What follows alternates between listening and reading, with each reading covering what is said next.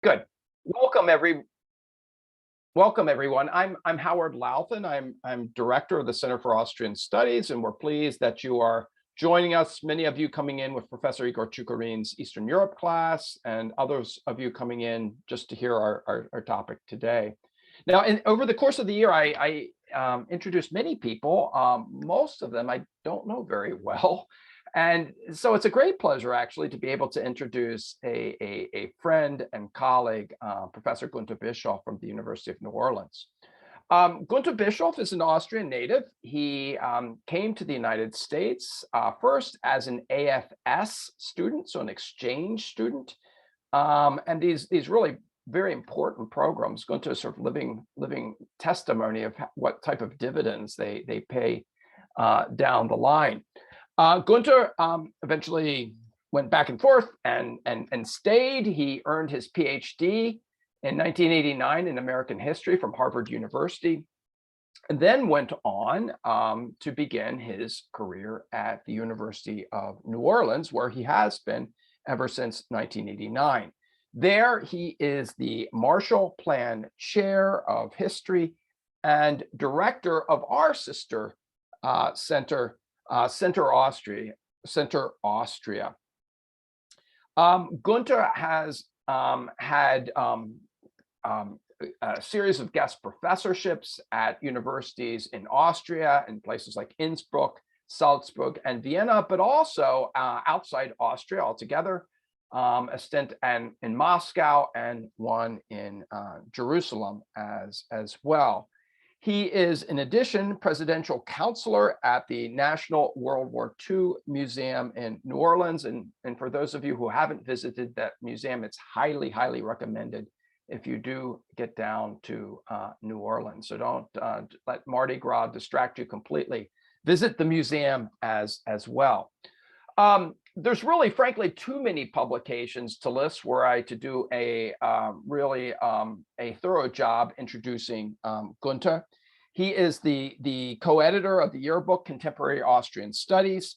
He is the editor of the book series Transatlantica.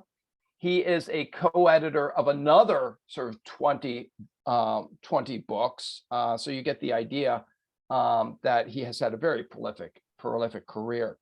He focuses generally on international contemporary history, looking at topics connected with World War II and the Cold War in particular. And that's the context we're going to hear about today, because we are marking the publication of his newest book, which came out in June in German, in Austria and the Cold War, Österreich im Kalten Krieg, which he wrote with Peter Rugenthaler, a Soviet expert. So I am going to pass the baton back to Professor Igor Chukarin, who's going to help lead us through this discussion today and take us on. So Igor. Thank you, Howard. I'm Igor Chukarin from History Department, and before we start, I'd like to thank the Center for Austrian Studies, the History Department, and the Department of Political Science for making this talk possible. So today we don't have a traditional lecture. This is a question-answer session with Professor Bischof, and I'd like to start this series of questions with one on the Marshall Plan. And before I forget, I want to ask you to you can use the chat to ask questions, and at the end we'll have a Q&A section, so you can also unmute yourselves and ask your question at the end. So, Professor Bischof, I'd like to ask you how the Marshall Plan in Austria come about, and did it make a difference? And I would like you to also tell us about the special case status of Austria regarding other receiving countries in Europe at the time. Okay, thank you very much, Howard Louthan, Dr. Louthan. Thank you very much, Igor Chukarin, for having me in your class. I appreciate being present there in Minnesota. Greetings from one end of the Mississippi to the upper end. So I'm glad we can do this. So let me get right into medias res and answer your question, Professor Chukarin. The Marshall Plan indeed played a very important role for the reconstruction of Austria. Imagine sort of Austria looking a bit like the images of Ukraine you see every day on television, you know, destroyed, the economy dislocated, people going hungry, everything sort of being in shambles, and the slow recovery beginning, and not for American aid, even pre-Marshall Plan aid. Through the Army and through the United Nations Relief and Rehabilitation Administration, which was funded by the US to a large part, Austrians would have gone very hungry and probably even might have died from hunger. So the American aid was very crucial for the survival of the population. And then during the Marshall Plan, it became very crucial for the rebuilding of the economy. Now, that could happen with two kind of approaches. As one economist described it, there's the dollar side and there's the shilling side, the shilling being the Austrian currency to the Marshall Plan. The dollar side being that the US sent lots of raw materials and also machines to reconstruct the industries. Raw materials, think, for example, of flour to bake bread.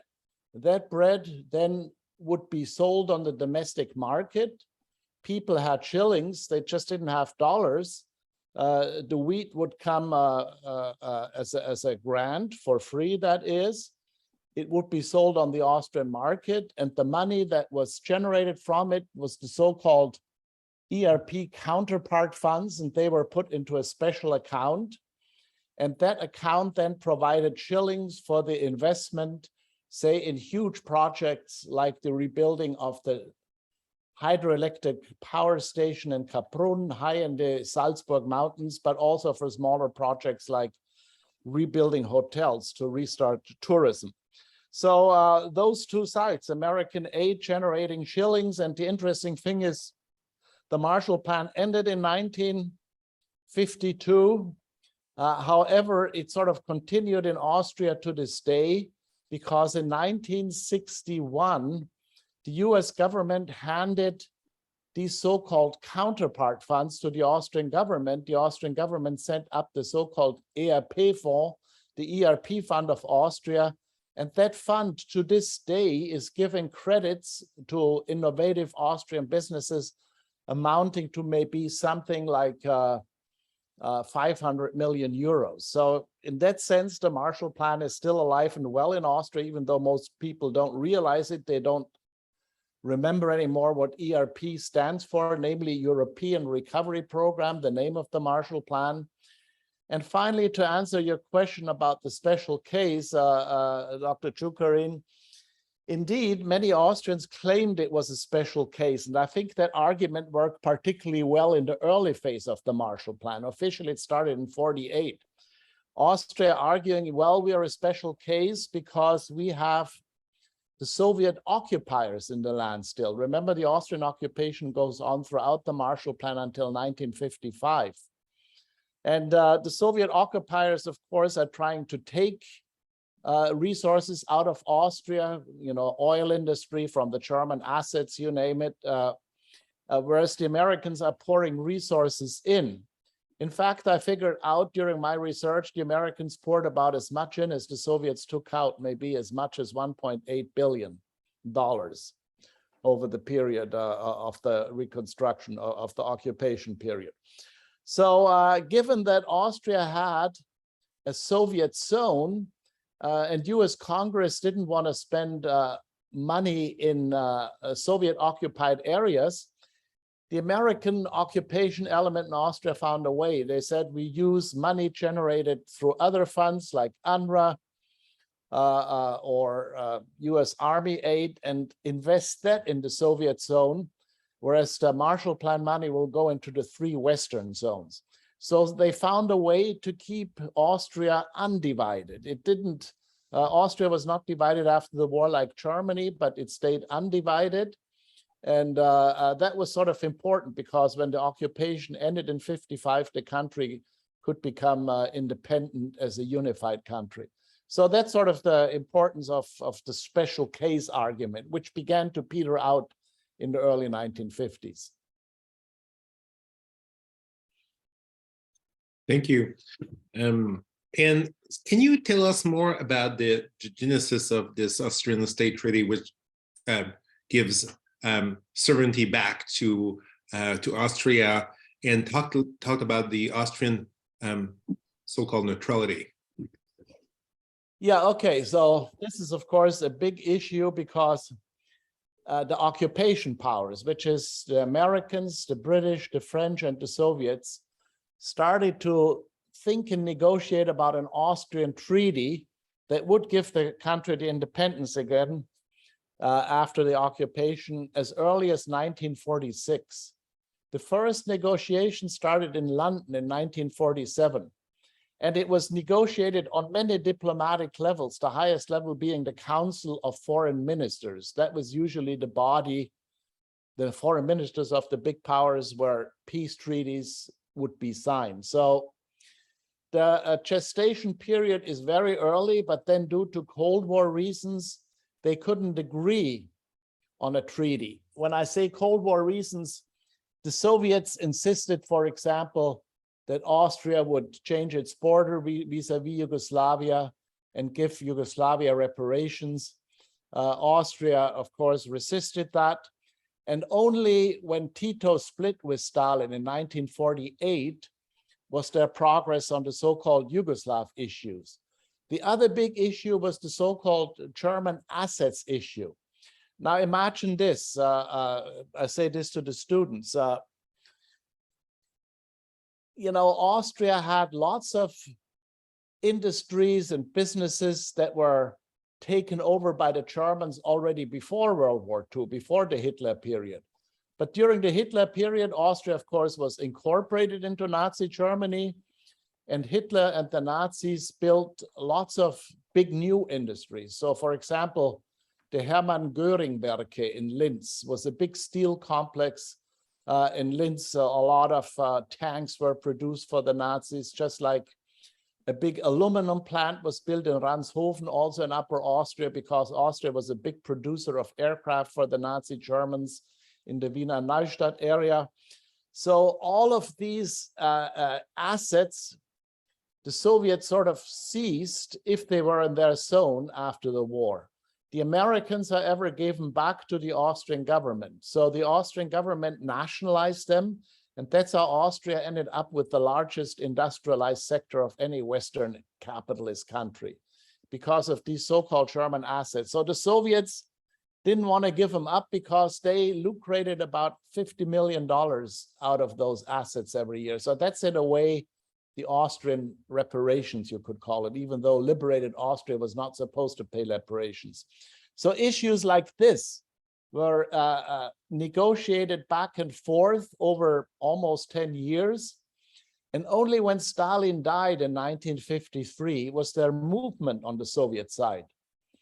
Movement leading towards concessions, that is. And with that, I mean, Stalin died in March 1953, then there was a struggle for succession. Malenkov was the first leader, but eventually by 1955, Khrushchev emerged as the primus inter pares, the head of the party and the successor to Stalin. And Khrushchev wanted to move forward on the Austrian question, and he sort of forced the foreign minister Molotov to make concessions. So the unusual thing happened that an Austrian delegation, now remember, Austria was not really part of the negotiations until 54, an Austrian delegation was invited to Moscow to come up with sort of the final negotiations for the treaty. The Soviets were in a concessionary mood, and in these negotiations, they sort of stipulated that Austria would need to become neutral. However, neutrality couldn't be written into the treaty because the Western powers didn't want that. So the occupation ended in October 1955, and then Austria declared what he called its permanent neutrality. Now, one could, of course, discuss the issue of Austrian neutrality. You know, Austria is still a neutral country, sort of surprisingly, However, when Austria joined the European Union in 1995, this neutrality increasingly eroded to the point where it's almost non-existent today. I say that from a military standpoint, other than in the heads of the people, because it has become a very important part of Austrian identity, because the Austrian people identify neutrality with a peaceful time, whereas they saw lots of wars in the previous years, a peaceful time, and also one that allowed them not to spend a lot of money on military defense. So that, of course, allowed the government in its budgets to invest the money in social security nets rather than in defense, and the Austrian population was very happy with that. So that's a later development of neutrality. In 1955, again, neutrality came about because the Soviets were willing to make a move and thereby to withdraw from Austria. That happened in April, these bilateral negotiations in Moscow. And then after the final negotiations on the 15th of May, 1955, the Austrian treaty was signed. The occupation powers left, as was stipulated in the treaty, within the next 3 months after the treaty was ratified. And then Austria declared her neutrality. However, then that neutrality needed to be defined in the course of the Cold War. So this is an important turning point. If you think about Austrian history, 38, the Nazis invade the country. 45, the Nazis are defeated by the Allies. The country gets its quasi-independence back, not entirely, because, of course, the 4 occupation powers in the land.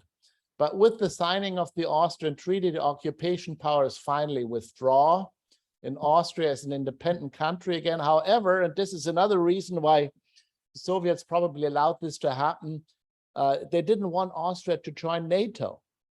And probably if the Austrian people would have been asked, they would have felt much more secure within the bosom of NATO, if you will.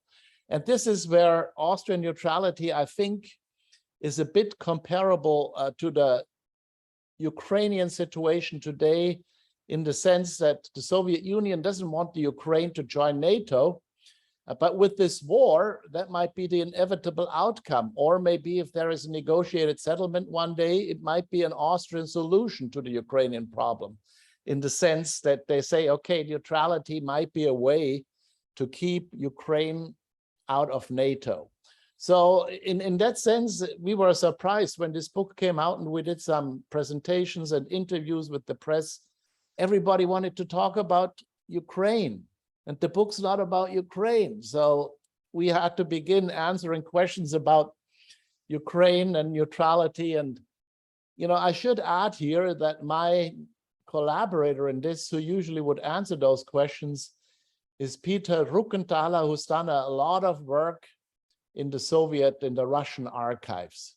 Not right now he can go there, but he's done it over 20 years or so. So in that sense, it's a good match of a co-author. I did work in the American and British archives. He did work in the Soviet archives. And in that way, we could bring our respective expertises together.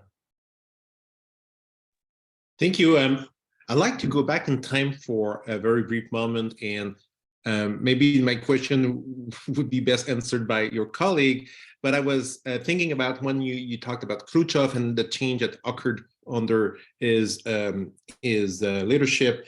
So I wonder, like, have Stalin ever considered a partition Austria in the way that same like in the German scenario, but for Austria, trying to create a Soviet supported regime? Yeah. That's a good question, and the answer is no. The interesting thing is, in 1948, 2 Austrian communist leaders went to Moscow and suggested exactly that. Why don't we divide the country? Why don't we include the Eastern Zone and, you know, the Soviet sphere of influence in Eastern Europe? But the Kremlin said no. They didn't want that to happen because they said the Austrian zone is too small to sort of form an entity in and of itself. That's different from, of course, East Germany. That's big enough. Certainly it was from the Soviet perspective. So in that sense, From what we know, and I think this is how Peter would answer the question too, Stalin never intended to divide Austria. However, as I said, Austrian communists thought about it and didn't really get a good response with it in Moscow. Thank you. And now we often imagine Austria during the Cold War as a spy nest, and we heard of the notion that Austria was the playground of intelligence services. And was it the case, really? Can you? I think it definitely was the case during the occupation period, because each of the occupation powers had massive intelligence apparatuses in Austria. I mean, with the US intelligence, it's, for example, it's sort of very hard to determine, but, you know, think about it. There was OSS people coming in at the end of the war, the Office of Strategic Services, which was the American wartime intelligence service. And that was disbanded, and out of it then grew eventually by 47 the CIA, and thereafter there was other interim services in between. But on top of it, there was also the US Army intelligence and the Counterintelligence Corps in 1945 that was trying to find Nazis in Austria. Of course, there was plenty of them there to be found, but they were never quite that serious. So, you know, there's civilian intelligence, there's military intelligence, and imagine hundreds of people serving at least until, you know, in 45. And then when the Cold War breaks out, Austria becomes important for Western intelligence, not only the Americans, but the Brits, and little research has been done on the French. Vienna becomes important as a window towards Eastern Europe and Southeastern Europe. And that's why it remains, even after the Cold War, after the occupation period, a very important intelligence site. But not only are all these intelligence services in Austria, they employ a lot of Austrians who earn good money working for any of these services. And I'm saying that because I found in the archives years ago a document by an American diplomat who said, well, Salzburg will be a poor place when we leave because 1/10 of the people, this document says, earned extra income working for intelligence services. And not only the 4 occupation powers, but the Czechs, the Hungarians, they all have intelligence services there. So if you think about it, you know, what tourism became after the war, earning foreign currency intelligence work, was during the occupation. So yeah, I would say it definitely was a nest of intelligence services because of its special location, particularly Vienna. If anybody in your class, Dr. Chukarin, has seen The Third Man, you know, this was sort of an international issue too. And if you ever visit Vienna, I recommend you go to the Third Man Museum and sort of relive some of that history, because it's filmed in 1948, and in that movie you get a very good sense of the gloominess of Austria after the war. Yeah, thank you for the suggestion as well. And then moving to the diplomatic front, in what way was Austria special, or like playing kind of mediator role between East and West? You mentioned Southeastern Europe, Eastern Europe, and how was Austria's position on the diplomatic global stage? I would say during the Cold War, and we stressed that a lot in the book, Austria was a very important neutral mediator between East and West. You know, I mean, usually you think about Helsinki and Finland or Geneva being the meeting places of great diplomatic events, you know, like Helsinki, the Helsinki Accords of 1975 during the détente period. Vienna was such a place too. And in the early 60s, when Bruno Kreisky was foreign minister, he very much played up what he called active Austrian neutrality policy, making Vienna a meeting place between East and West. And think about it, in 1961, Kennedy and Khrushchev met in Vienna in June. They met in Vienna, and in 1979, Carter and Brezhnev met to sign the Salt-True Agreement. But let me talk about the 61 meeting because very important issues were discussed there. Number one, the issues of decolonization. So Algeria, Indochina, Cuba were all part of these discussions, but very importantly, Berlin was discussed because the Berlin crisis was not yet resolved. And Kennedy and Khrushchev could not agree on anything regarding Berlin. So the ultimate outcome was they couldn't agree. And only 2 months later in August, the Berlin Wall was built. So in a way, ending the second Berlin crisis of 58 to 62, which could not be resolved when they talked face to face in Vienna. So I think with the Vienna summit, the Austrians sort of gained a reputation of being a good meeting place between East and West. So not only a good meeting place, but international organizations were placed in Vienna. Like the International Atomic Energy Agency was brought to Vienna, I think in 57, which is an important UN organization, still important to this day. I mean, these days, when the IAEA plays a role, it goes to Iraq, it goes to Ukraine right now to see what's going on with the nuclear establishment there. So Kreisky in the 70s wanted to make Vienna even bigger as an international meeting point. He brought other UN organizations to Vienna, and he also built a huge complex on the Danube in Vienna to bring UN organizations there. So Vienna in the 1970s became the third UN center after New York and Geneva. Thank you. And I would like at the end of this session, maybe Howard Lawton can tell us a few words about Chancellor Bruno Kreisky's role in establishing the Center for Austrian Studies here at the University of Minnesota.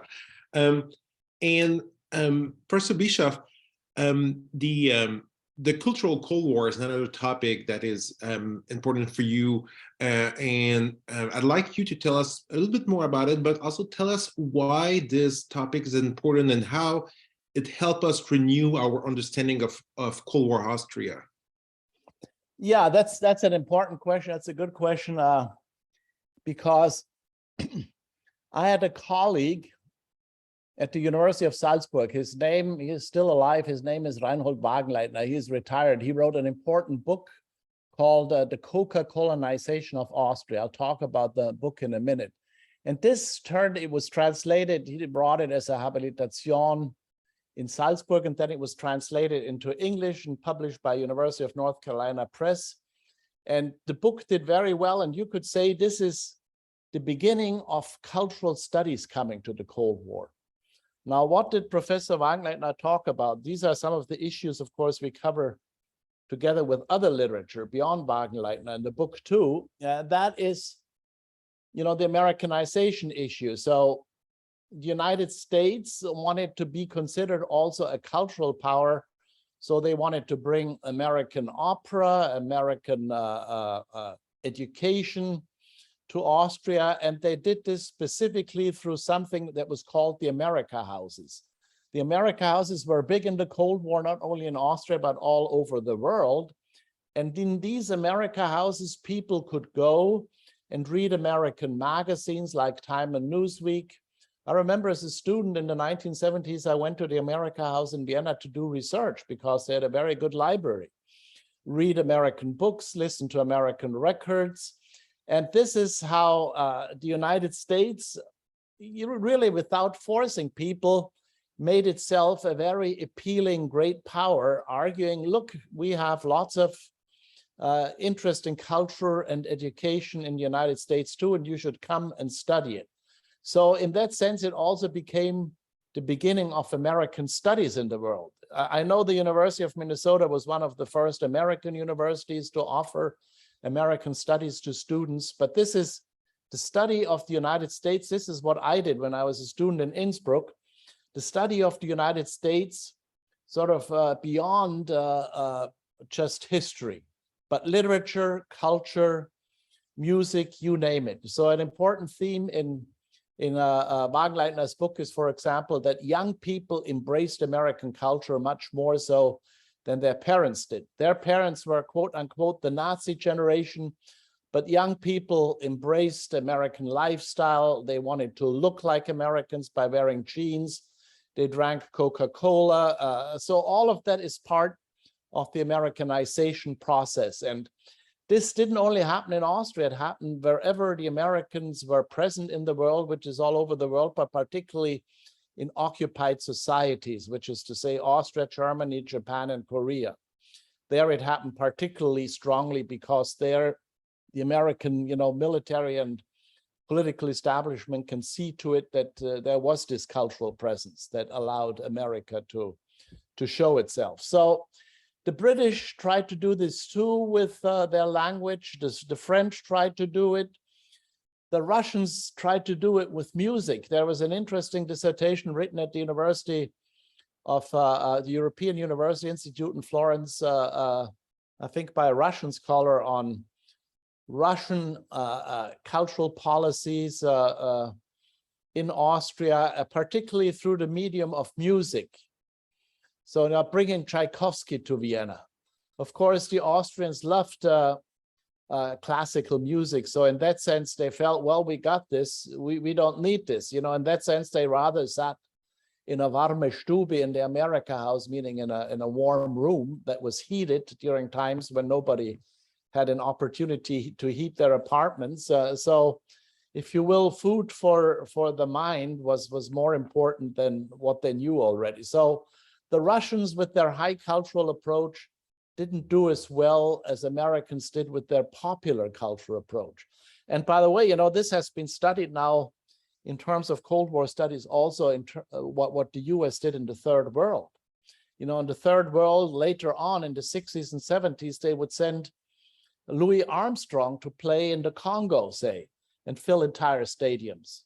American jazz musicians went to Moscow, to Eastern Europe, and found a lot of audience. So this indeed was popular culture in the best sense of the word. And this played a big role not only in Austria, but in other countries in the Cold War as well. That's why the cultural studies approach to Cold War studies is an important one. Thank you. And I'd like to hear from you about tourism and what it meant for Austria after the war. Of course, we have those images of the Alpine regions of Austria and popular culture. And you mentioned I think two or three times tourism so far. Yeah. And mentioning that it was especially important for the first decade of Austria, and I also you wrote pieces on the history of tourism in Austria. So this is a topic that was important for you. And how would you assess the role of Austria for the role of tourism for Austria's cultural diplomacy and economic recovery overall? Right.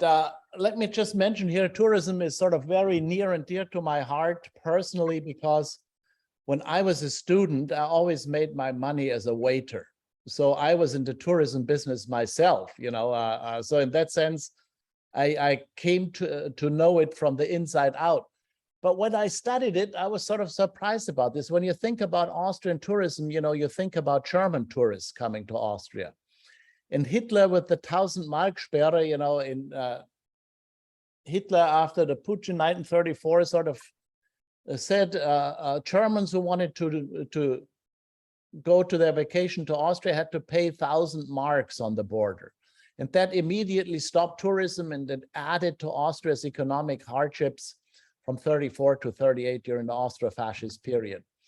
Then during Hitler's time, a lot of Nazi organizations did business in Austria and brought tourists to Austria, including wounded soldiers, which were brought to, hotels, say in Bad Gastein, a famous tourist resort in Salzburg.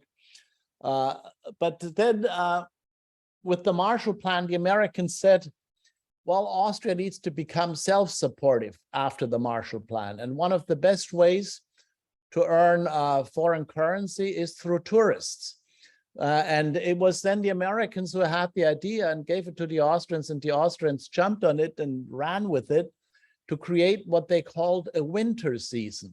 So Austria had summer tourism, but they didn't have a winter season yet. So the Marshall Plan funded hotels to modernize, to attract tourists, but the Marshall Plan also funded lifts. So if you think about the Austrian skiing industry, it has a lot to do with the Marshall Plan, because during the Marshall Plan period, in the famous tourist resorts, Lech, Zür, St. Anton, Kitzbühel, you name it, lifts were built with the help of Marshall Plan investments. So by 1953, when the Marshall Plan was over, Austria already began to see positive balances in its balance of payments, meaning it worked. Tourist dollars were starting to come in big numbers because the Germans came again. The Germans made up about half of Austrian tourists. I mean, Brits and Americans and Dutch people and French people came too, but they are not so important for Austrian tourism.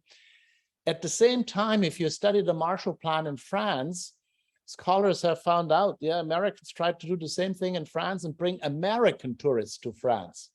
So the French tourist industry also in that sense benefited from the Marshall Plan. So this was a big program that scholarship only more recently has discovered as such, that if you study tourism, look at the role of the Marshall Plan. I might say at the end here, and this is how you see how foci of scholars change. I have young colleagues in Austria who work on the Marshall Plan from a very different perspective. You know, I looked at the investments and how they started the tourist industry. They look rather at the environmental aspects of what winter tourism does to the Austrian Alps. You know, essentially they say it destroys, you know, the Austrian Alps with all the artificial snow that's being created and such. So from an environmental historian's perspective, it looks very different than from a pure diplomatic economic historian's perspectives it looked 20 years ago.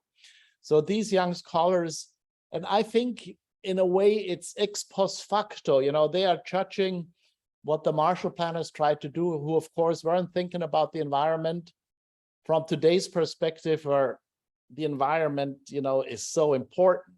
So it's sort of interesting how the perspective is changing. Thank you very much.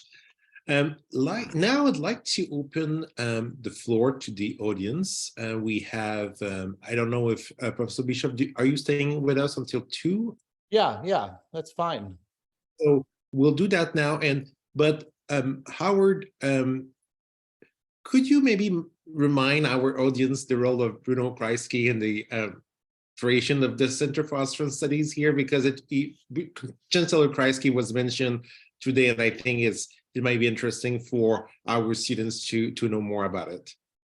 Sure, I'd be happy to. Actually, I should note that Guenter, I'm sure, can answer this question a lot more effectively than I can. And just as a little advertisement for coming attractions at the Center for Austrian Studies, Center Austria and the Botstieber Foundation have been really pivotal partners pushing a project to revisit this Bruno Kreisky era.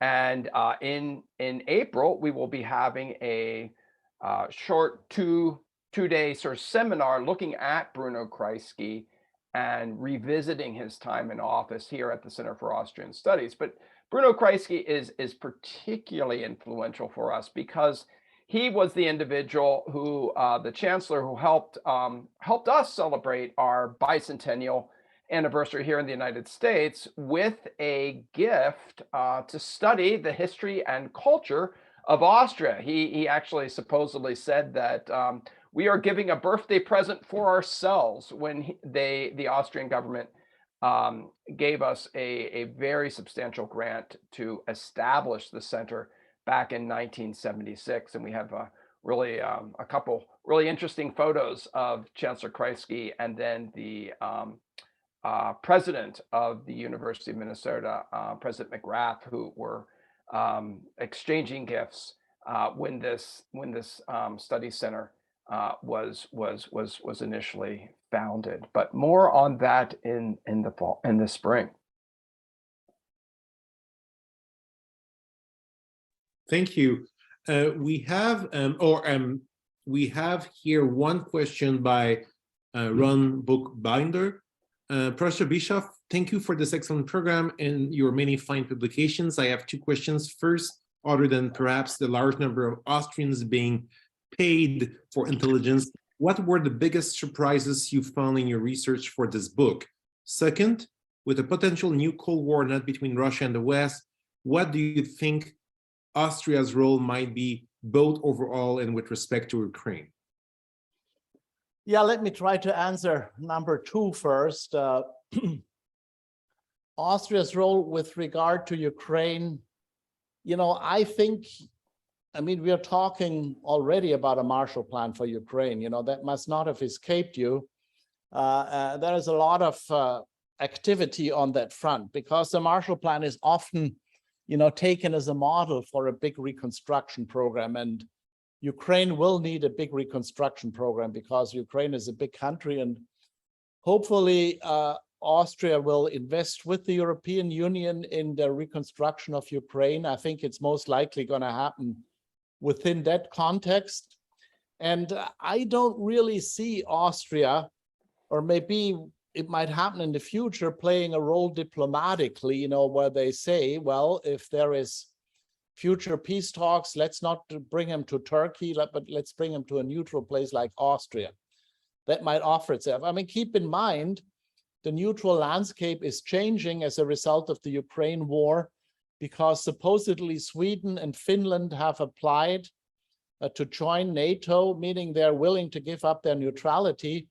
So there is not a lot of neutral nations left in Europe. There is Austria, there is Ireland, there is Malta. So, it's sort of becoming smaller and smaller, these players, if you will.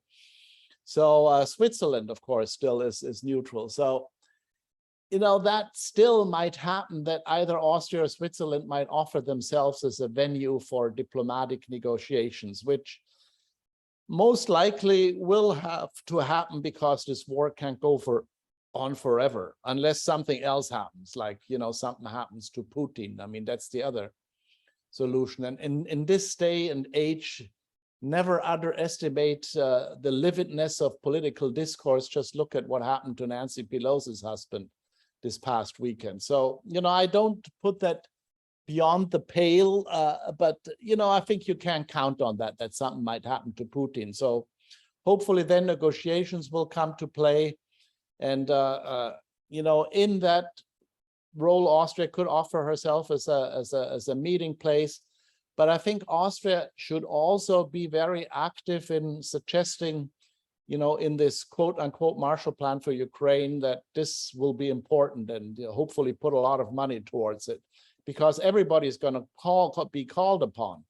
Think about the American contribution has been amazing already, with, I think, $17 billion spent on arms. And, those arms keep the Ukrainians going and allow them a chance to resist and maybe one day be independent. So, Austria is not part of NATO, so it can't play that role.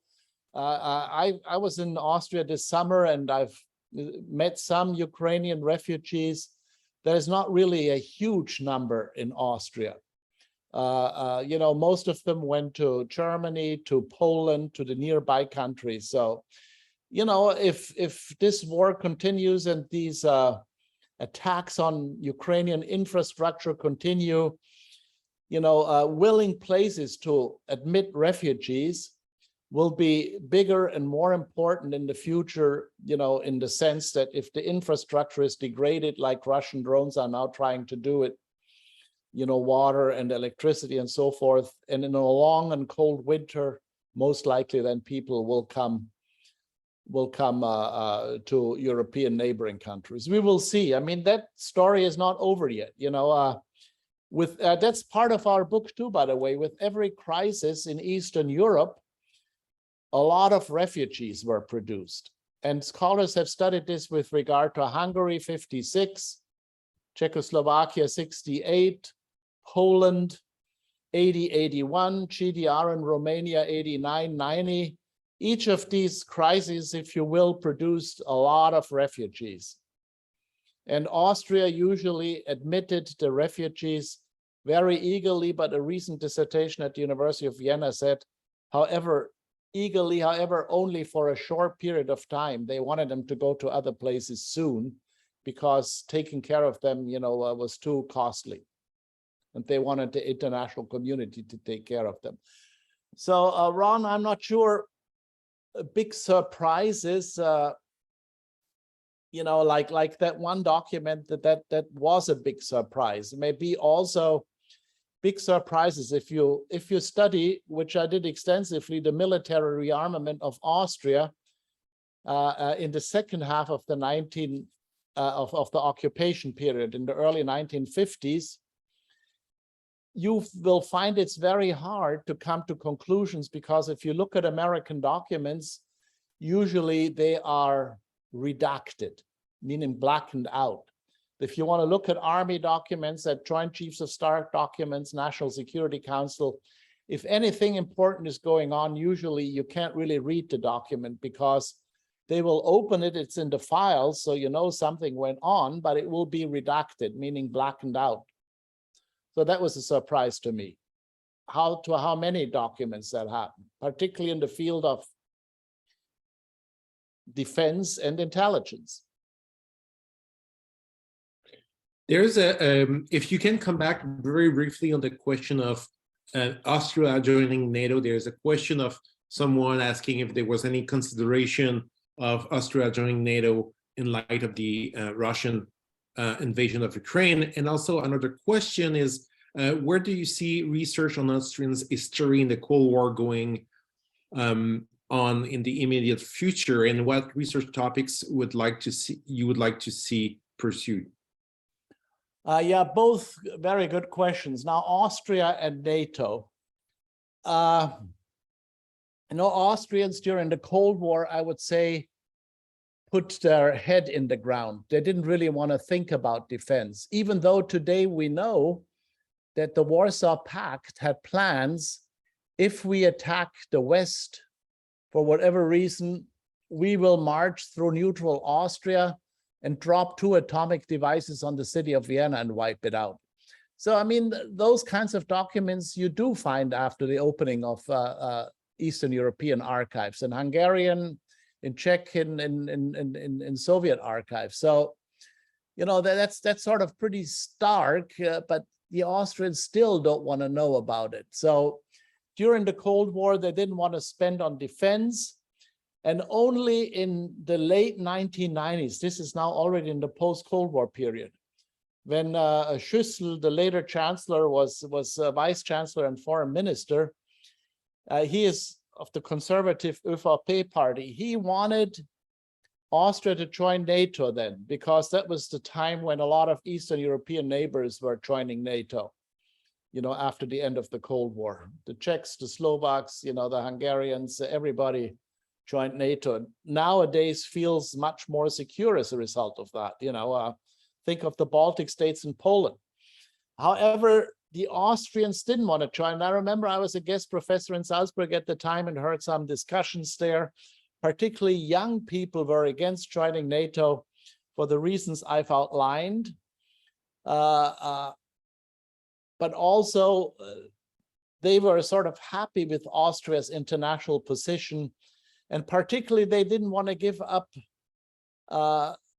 neutrality in terms of their identity. See, this is something in the course of the Cold War that they grew into, namely that it's really neutrality and peacefulness which is part of our identity, and not sort of military affairs. So those were the reasons why the ÖVP was not successful in 1998 and thereafter. And I thought, and that's why the question is good, this question would crop up again now with the Ukraine conflict, because the security environment for Austria changed dramatically, I would say, as a result of the Ukraine conflict. That's first of all pretty close by, and as Professor Luther knows well, you know, the western part of Ukraine used to be part of the Austro-Hungarian monarchy. Galicia, Lviv, Lvov, you know, towns like that were considered quote unquote Austrian.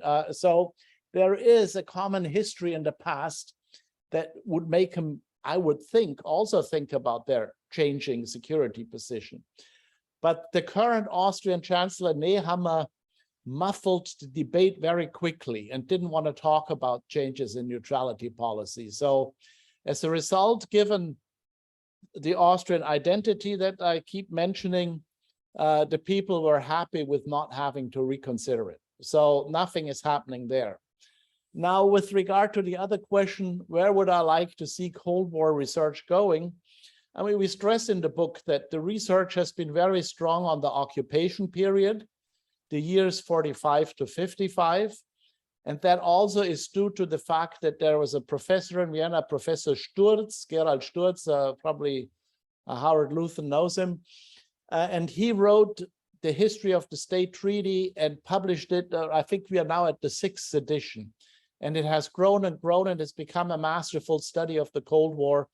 So that period at the state treaty, we understand very well. We are only now beginning to understand period, you know, into the 60s. People are studying that.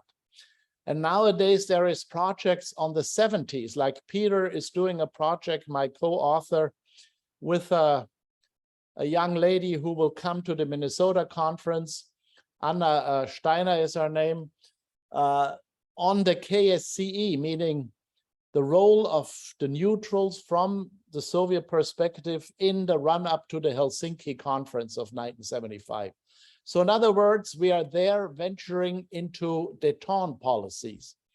Now, very little has been done on the 80s except the end of the Cold War. That has been studied very well. One lacuna that I see in the research is something that Americans might be more familiar with or not, is the Cold War as the nuclear age. Now, what's interesting there was, so Austrian refugee physicists like Viktor Weisskopf, who was at MIT and Harvard, you know, in his career, he contributed to the making of the atomic weapon. And Austrian physicists like Lise Meitner, you know, early on were involved in splitting of the atoms research. So in that sense, there is a history of good Austrian natural scientists contributing to the making of the bomb.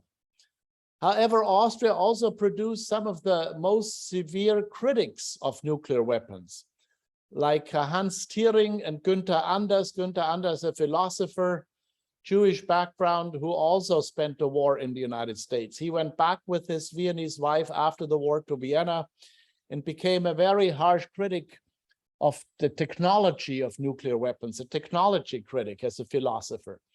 So the Austrian anti-nuclear movement, therefore, became fairly strong with these early beginnings, Hans Thiering and Guenter Anders. And some of you might remember, Austria built a nuclear power plant in Zwentendorf, outside of Vienna, not far from it. And in 1979, there was a plebiscite, and the Austrian population said, no, we're not going to put this nuclear power plant online, even though the vote was like 50.5 to 49.5%. 50.5 against, okay? This was during Kreisky's time. And they decided not to put it online. So Austria is the only country in the world with a functioning nuclear power plant that has never been put online because of this. Now it's constitutionally, I think, prohibited to build nuclear power plants because of this strong anti-nuclear movement going back to the early part of the Cold War. Now, you know, you at the University of Minnesota in the history department had a professor which was very good in the nuclear era. She sort of looked at the social history of the nuclear issue in the Cold War. And I remember I assigned that book to students. It's a very good book. She's retired now. What's her name, Howard? Who am I thinking of? I can't think of her name right now.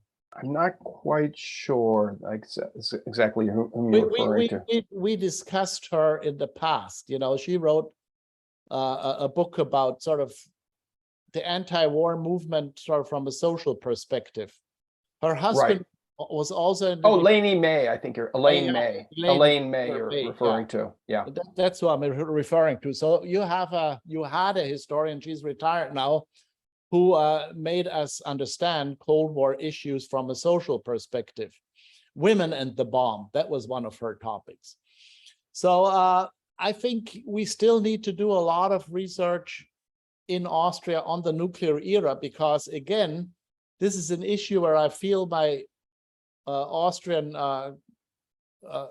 brethren, so to speak, put their head in the sand and don't really want to know about these issues, because it is, you know, too depressing to think about nuclear weapons, particularly in this day and age where, you know, Zaporizhia, the Ukrainian nuclear power plant, is pretty close by. I mean, if there is any incident there, and we had to be afraid there would be incidents since the Russians are bombarding it, or, you know, with this recent scare of a dirty nuclear bomb, you know, these issues concern us all and should concern the Austrians too. But I think since they have no history of thinking about it, they are not going to change their minds.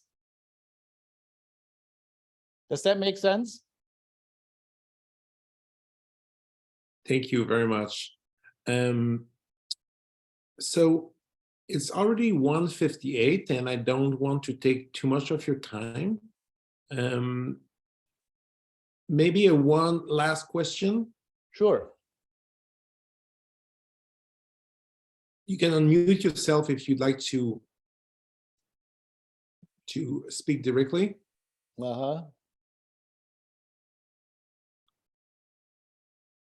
Well, I don't see any questions on the chat. So I will thank you, Professor Bischof. It was very generous of your time to be here with us. It was a very engaging and informative session. And thank you, Howard, again for making this possible. And to my students, I will see you on Wednesday. Thank you all for having me. I appreciate your patience with me. Thank you. And good seeing you, Howard and Klaas and Joe.